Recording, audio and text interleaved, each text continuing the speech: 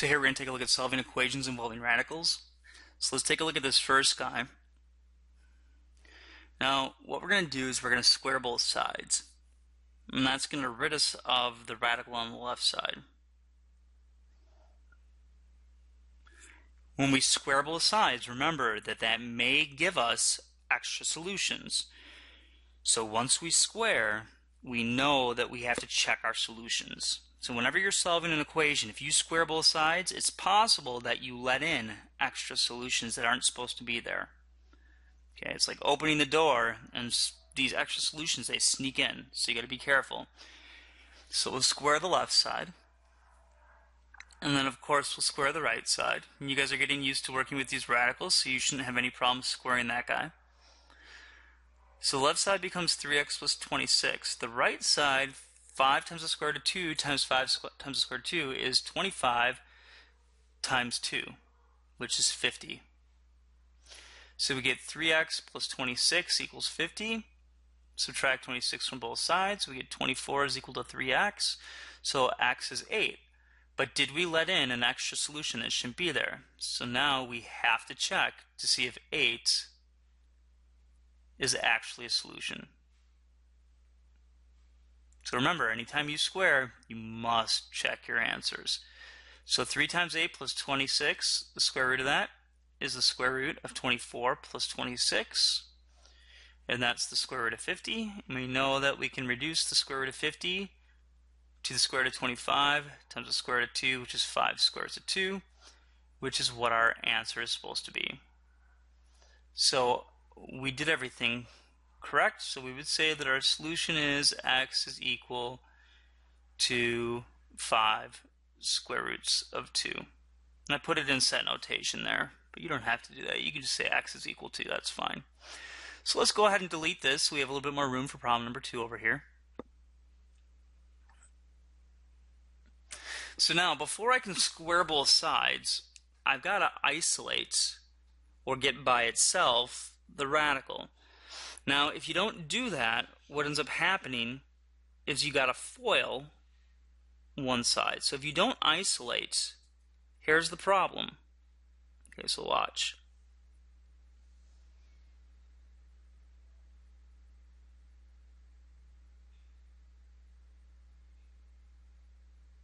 Okay, so we have to FOIL if we don't get the radical by itself. So here's what I mean by that.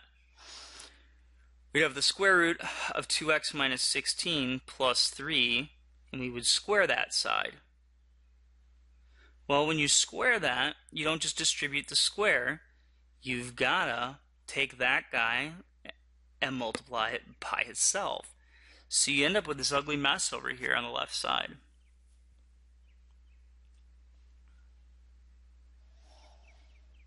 Now, if you go ahead and you FOIL it out, you're still going to have a square root floating around in there. Okay? Now, you can still solve it, but you need to isolate the radical. You get the square root thing by itself. If you don't do it, you can't do these problems and you'll mess up. So, the first thing we're going to do is we're going to take that 3 and we're going to move it over to the other side. So we have the square root of 2x minus 16, and we're going to set that equal to 8. Subtract 3 from both sides. Now we're in a position to square both sides. Once we square both sides, though, we could have accidentally let in extra solutions that aren't supposed to be there. So we must check our answers.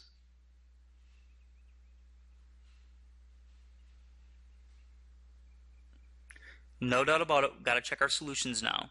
So 2x minus 16 is equal to 8. No, excuse me, 2x minus 16 is equal to 64 when we square both sides.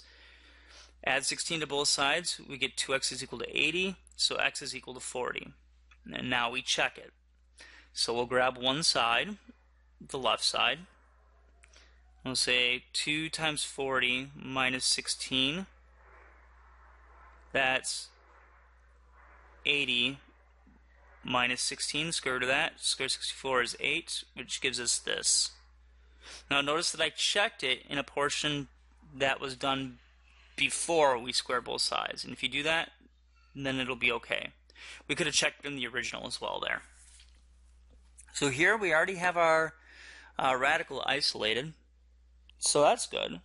Now what we're going to do is we're going to square both sides. Because I square both sides, I now must check my solutions. So on a test, if someone doesn't check their solutions after squaring both sides, now that I've said it over and over and over again, I have no sympathy for you not getting any points. Gotta check your solutions here. So we'll FOIL out the left side.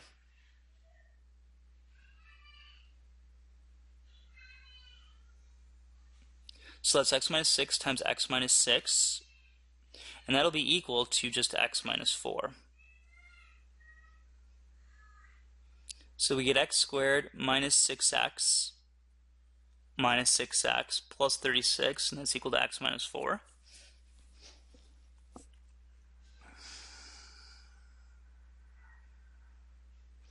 Now we're going to go ahead and solve this.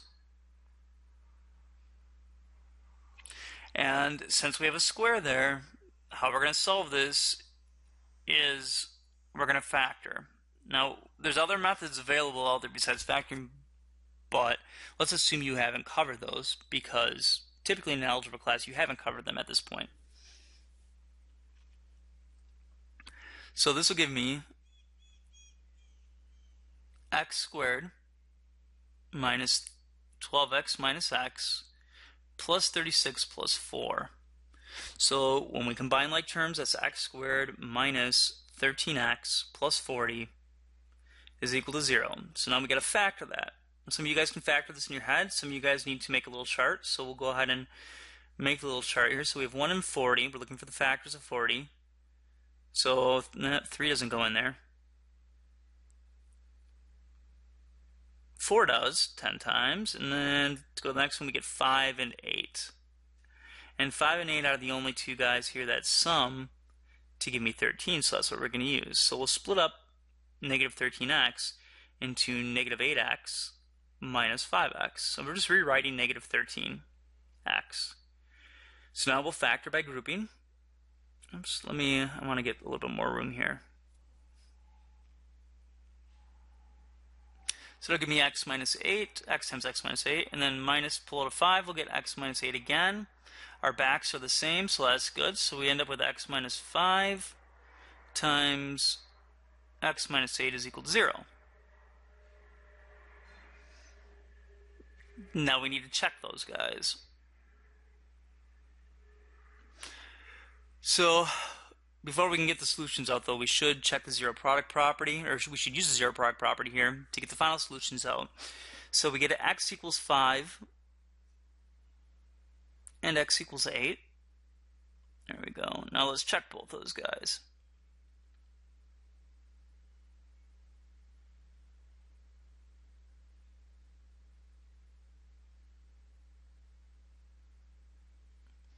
So we take our original equation, which is x minus 6 is equal to the square root of x minus 4. We'll take 5 and plug it in. So when we plug 5 in, that gives us 5 minus 6 is equal to the square root of 5 minus 4. So this gives us negative 1 is equal to the square root of positive 1. And we know that clearly that's not the case, because that gives me 1 is equal to negative 1. So that's a false statement. Since it's a false statement, it does not work. Okay, it doesn't check in the solution. So 5 is out of the running. Now let's check 8. So here's our original equation.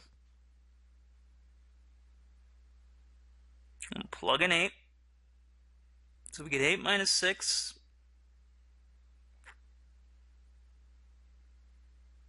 And that's equal to the square root of 8 minus 4.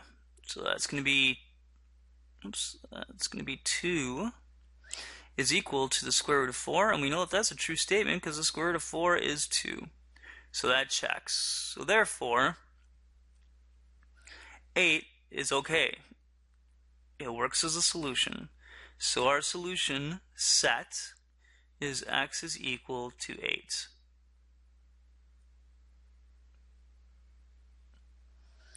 Okay, we got one more to try here.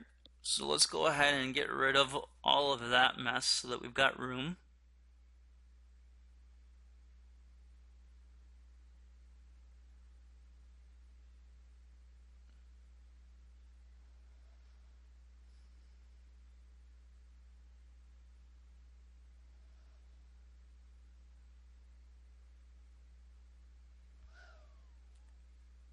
And so let's go ahead and write this guy down here, because otherwise we won't have enough room, I don't think. Our first step is to go ahead and square both sides because the radical is already isolated. It's by itself. The square root guy is over there by itself, so we're good. So we'll square both sides. On the left side, we go ahead and FOIL that guy out.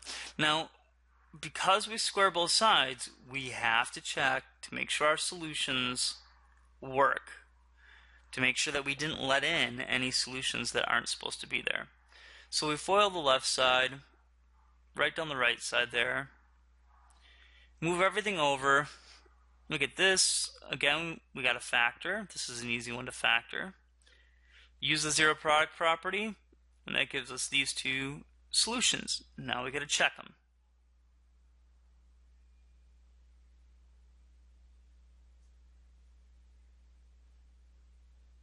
So let's try 0 first. If we plug in 0, we have 0 minus 1 is equal to the square root of 6 times 0 plus 1. So that'll give us negative 1 is equal to the square root of 1. And we know that that's clearly not true. So it's a false statement, which means that 0 is not an answer. And now let's try 8.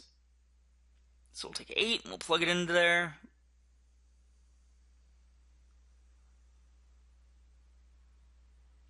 So that'll give me 7 is equal to the square root of 48 plus 1.